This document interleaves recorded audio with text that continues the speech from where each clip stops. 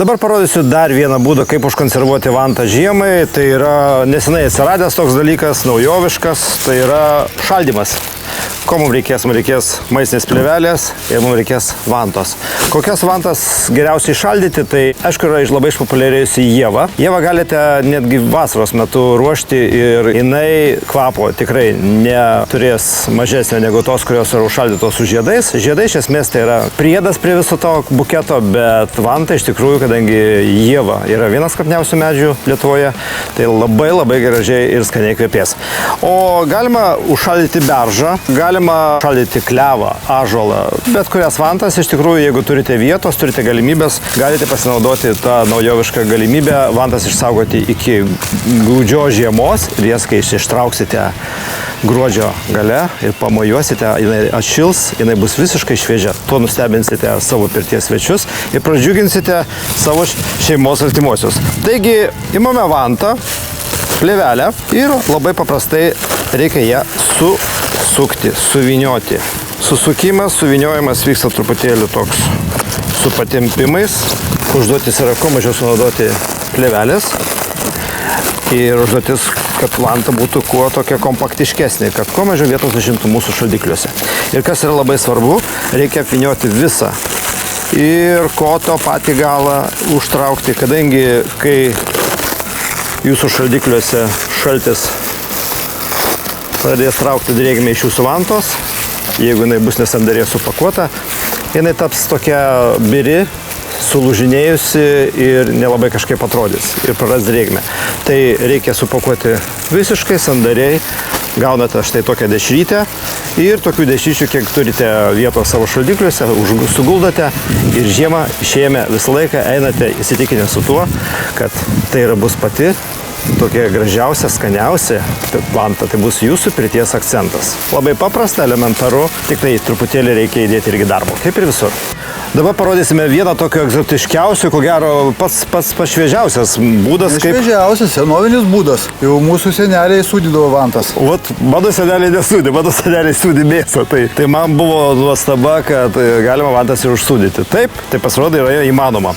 Ir mes tai darome jau ne pirmus metus. Ir vantas naudojame pirtyje. Ir kas yra svarbiausia, kad paskui ta druska yra naudojama pirtyje. Tai dabar pirmiausia apie tai, kaip reikia užsūdyti vantą. Jums reikalinga bus druska, paprasta akmens druska, reikalingas kažkoks tai indas arba kažkokia dėžė. Galima, jeigu kažkas turite kokią skrynę, statinę, arba tiesiog galite iš fanieros arba iš kažkokių medžio atliekų pasidaryti dėžę, į kurią įklosite celofano, tokio storesnio. Jinai turi būti sandari. Taip. Kadangi vanta išskirs sultis, druska tokį savybę turi ištraukti skysčius iš įvairių produktų, tai ir iš vantos ištraukia ir duos sūrimas gaunasi kaip vandeniukas. Ir jis, aišku, skystas bėga.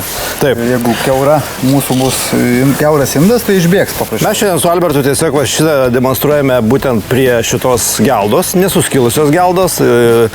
Tai kad tiesiog parodysime, kaip galima užsūdyti vantą, bet jūs naudokite dėžes, sandarės, kurias galima netgi nepatalpoje laikyti, jas galima kažkur pavėsiniai pastatyti, svarbiausia, kad neužlytų lietus ir jis gali išlaikyti per visus metus. Tai ką, gerai.